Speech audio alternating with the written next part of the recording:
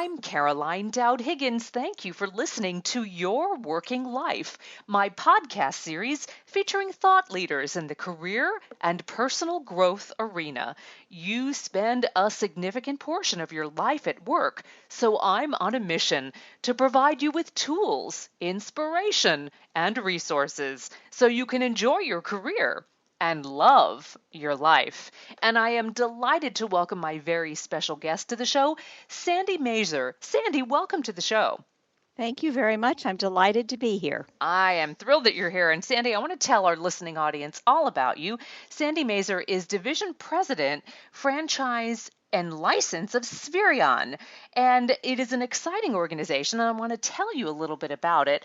As a Division President of Franchise and License Operations, Sandy is responsible for the strategic leadership and support of an extensive base of franchise offices and licenses, as well as for expanding the franchise program into new U.S. markets.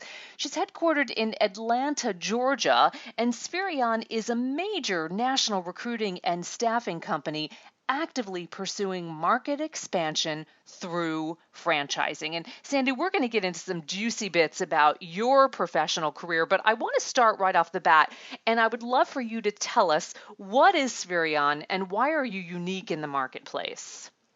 Well, number one, we've been in business for going almost 70 years now, so Wow. we really are kind of an industry pioneer, if you Yes, will. you are.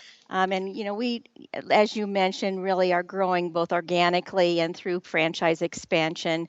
And our offices are all locally owned and operated, and they're very, very dedicated to the communities that they serve in each local market. And they specialize in placing professional, administrative, clerical, customer service, light industrial employees on a temp to hire, and full-time basis. So our company is built around service excellence. We find people jobs and we love what we do. So And that's a brilliant thing. And as you know, as a professional and an expert in this field, things have changed since the most recent recession. And I say that because we are cyclical in our economy. And, things changed and we are in a new normal in the job seeking process. And Spherion has an amazing resource there to help people. So I'd love to tap your expertise, Sandy, about the emerging workforce study. Tell me about that. Okay, I'd be delighted to tell you about our study. We've actually been conducting this study since 1997. Wow. And when we started this, and we don't conduct the study, Harris Interactive, now Nielsen, does the study on our behalf. So we have worked with them since 1997 to do this study for us. And in 1997, we only interviewed employees because we wanted to understand why people took jobs and what motivated with them when they were in those jobs and why they left jobs. And then in 2004, we said, gosh, we're getting a pretty good look at the American employee. Wouldn't it be great to also survey the American employer to see if there's any disconnects between what employees are thinking and what employers are thinking? So since 2004, the study has been both of American employees and American employers. Wow, so that's really comprehensive. So let's unpack it a little bit, Sandy. What are some of the study's most surprising findings? And by that, I mean the 2015 study. Yes, and because we've been doing this study for such a long time, there are some questions that we ask every year without exception, so we can kind of track that and track the trends and see what's happening. And then, of course, every year we add new questions. Like in 1997, we asked question 0 about social media, Yeah. as an example. And now we ask a lot of questions I around social bet. media. Yeah. So as the industry changes and the workplace changes, we change up those questions with some core questions never changing. So I think that one of the most interesting findings this year is that we have heard for years about the skills gap, right? Right, right. That's big talk everywhere. And we really wanted to understand the skills gap from the worker's perspective. Hmm. Now, from the HR perspective, finding qualified, highly skilled workers is their greatest concern. So that's the HR manager's greatest concern. So this year we ask employees if they felt there was a skills gap out there. And over a third of them felt that they really are unprepared or feel that they're inadequately skilled to attain a future promotion, or that their current skills fall short to what will be required for future positions. And many, almost a third, felt that their current level of skills are outdated, Wow. which gives them a risk for furthering their career. So it was very, very interesting that it's not the skills gap just isn't a challenge for the American employer, but the employees are feeling that challenge as well. That's a reality. Absolutely. Do you see that the skills gap focuses on a certain industry like technology? We hear STEM careers that we just don't have the supply and demand. And quite often that's why we're looking into the international talent pool. Oh, absolutely. I mean, the STEM careers are critically important. The A lot of the responses we got were just kind of technological, folks that really understand that. But really, even highly skilled manufacturing workers was actually number two That in our doesn't study. surprise me. Hmm. Yeah, that does not surprise me. So, was there anything unique in 2015 regarding, well, you tell me about the study. Anything that you said, wow, we didn't expect this? Well, kind of on the same lines of this, the skills gap discussion is we ask a lot of questions is what do you think the top three skills will be for future needs? Yeah. And employees ranked it problem solving, strategic thinking, and evolving technology. And guess Wow. what? Employers ranked it problem solving, strategic thinking, and evolving technology. So the Wow. top three responses were exactly the same with almost exact percentages. So, just as an example, problem solving for employers was 47%, employees 51%. So, it was ranked number one by almost the exact same percentage. I'm encouraged, actually. I think that's a really good thing because it's telling me that the employers in the workforce know what they need from their talent base, but the talent base is very aware of the need too. So they're talking to each other. I see that as a very positive thing. Right. The only kind of disconnect was that 76% of workers believe that their companies are responsible for Hmm, defining their career path. interesting. And 92% of employers say it's up to the employees to find and pursue their own career development. Yeah, and I will tell you, as a career coach, I believe that it is the individual's responsibility. You cannot wait for your employer to do that. And in order to be competitive, you need to make sure that you're on the cutting edge and take responsibility for your skill set. How do you find that, Oh, Sandy? What do you think? I couldn't agree more. I think it's a little bit of a joint responsibility. Yeah. I think that job seekers really need to understand what is available to them, and employers should be very happy and delighted to share what they do for career development. And yet, I think employees also really need to let that, particularly if they're looking for a new job, let that employer know kind of that what they've done to advance their own skills and the initiative that they've taken to advance their skills and the training and all of that. You know what I love though? The idea of adding skills to your repertoire is much more easily accessible now because of technology using micro learning or micro credentialing. It doesn't always involve a collegiate degree, a multiple year program. There are ways to gain and sharpen and refine those skill sets in a more short term uh, experience. Yes, that the opportunities are really endless. I mean, just think of all the online courses Yes. these days. Then, I mean, you know, even our own company, the online courses that we provide are just amazing. But, how many people really take advantage of, advancing their skills?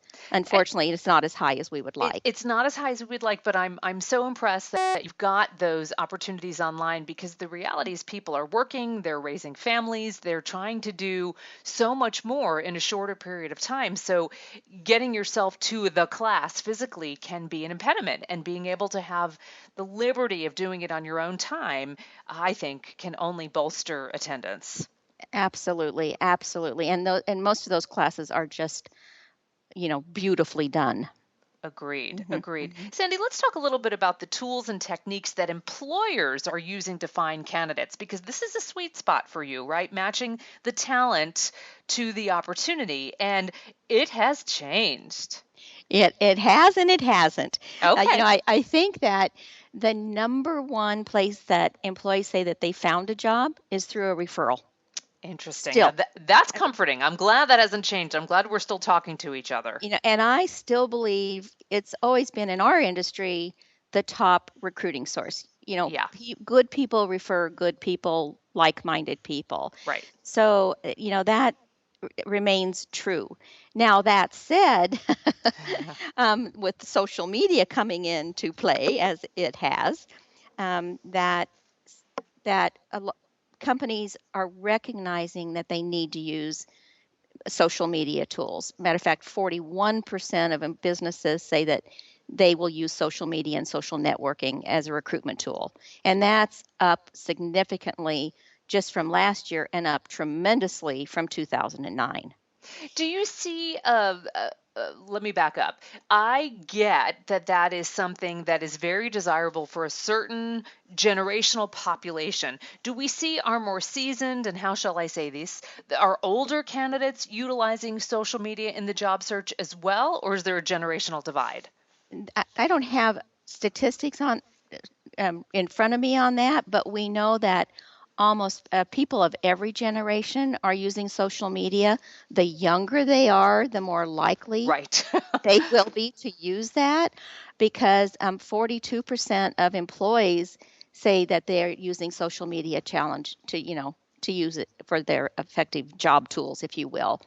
And most companies, 57, I think, percent, I believe, utilize LinkedIn.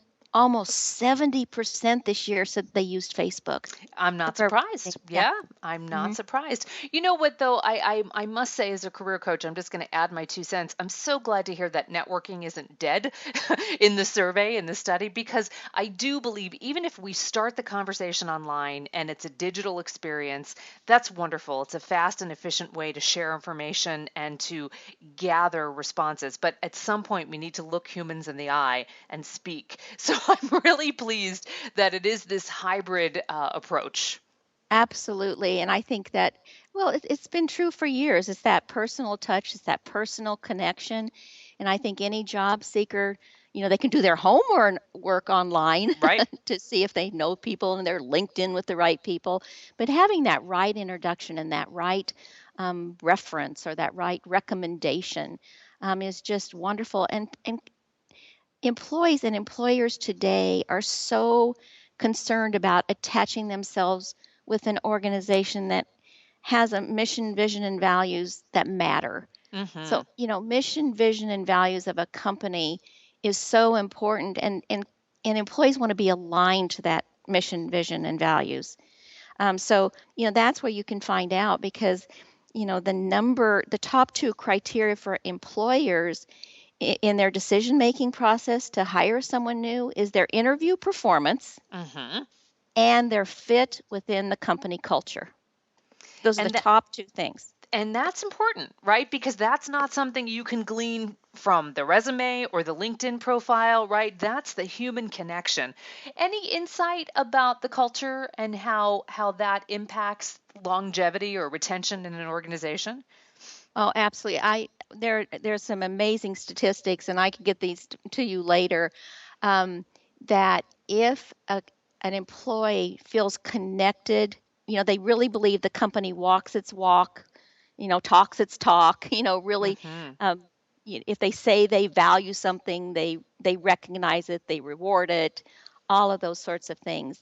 And if an employee works for a company that really believes, walks its talk, they are much more engaged. And of course, that's the big buzzword, right? In today's Absolutely. is like we want engaged employees. And I just pulled up a stat here.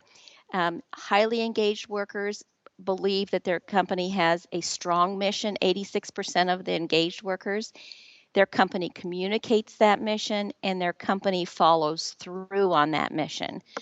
So, I mean, there are so many statistics that say that a worker is going to be more engaged if if they truly believe in that employer's mission. And the good news is employers are just as concerned about having somebody that, you know, believes in their product, believes in their core values. Right, So right. it's so important on both sides. But the downstream benefit of engaged workers is the statistics are alarmingly different. So, you know, an unengaged worker, 16% say their company communicates their Mm, mission, where yeah. 53% of engaged workers believe that their companies do that. Fascinating. Yeah. You know, Hmm. when you speak about values, it piques my interest because I think it's fascinating to look at the generational differences as well.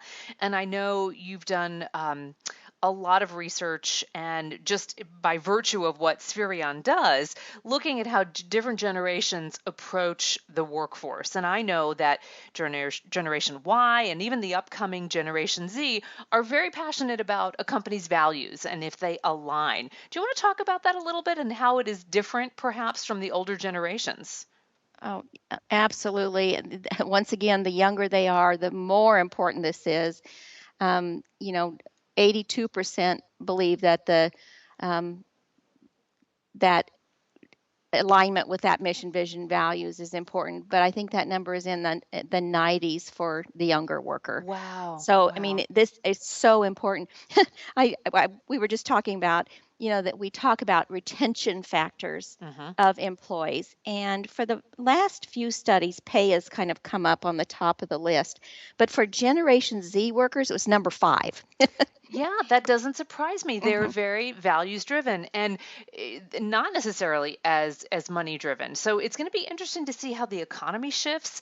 I also predict with my crystal ball that sometimes there's an inflexibility with employers to consider telecommuting or work from home opportunities, but Generation Y and Z are so focused on that work life integration that they're going to move the needle. And I think employers are going to have to be more flexible in order to retain this great talent.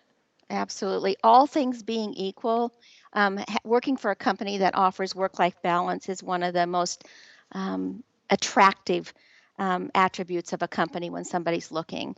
So anytime a company can add, you know, have some work-life balance program, they are going to be far more attractive to the workforce at large than those that don't. Absolutely. And are you seeing more and more companies starting to embrace this out of necessity or their core values? I think necessity, yes. Core Hmm. values, yes. And I think because so many younger workers are now in management positions, Right. particularly, you know, your Gen Y workers, that I think that, you know, they've helped move that needle. Matter of fact, we saw that needle move more in this year's study than we ever had in the past.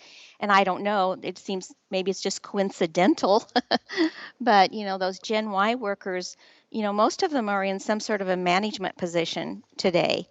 Um, And as we know, they're going to be 50% of the workforce in 2020, which is fast approaching. So they are that's the right. the core. And the baby boomers are really starting to retire in large numbers. That was delayed because of the most recent recession and a lot of juggling of financial resources. And by comparison, Gen X, and I am a Gen Xer, is much smaller than our millennials. Absolutely. And you know, that's going to continue. Yeah, you said it right. 2020 Gen Z will be 36% of the global workforce. Wow, So that's companies amazing. are getting that. So in our study this year, I believe the number was two-thirds. So 62, 63, I don't know, somewhere in that number, have increased their succession planning. And they also believe that attracting that Gen Y and Gen Z worker is going to be critically important for their company's ongoing success. Absolutely. So you know, both sides are really, you know, the younger worker. I mean, that is the that is the workforce of They our are the future. workforce. So Exactly we right. need to understand, you know, what makes them tick, what's important to them, and I think that's why we're starting to see some work-life balance improvements in the workplace at large. I I think it's agree with great. that. Yeah, I think it's great. So, Sandy, such incredible information from this emerging workforce study. Tell us the best way that job seekers can learn about it and also connect with Spirion overall. Well, we have offices across from sea to shining sea, so we're in almost every state across the nation, not all.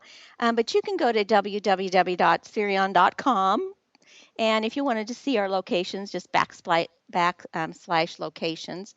Obviously, we are listed in all sorts of places that people probably know if there's a Spherion in their backyard.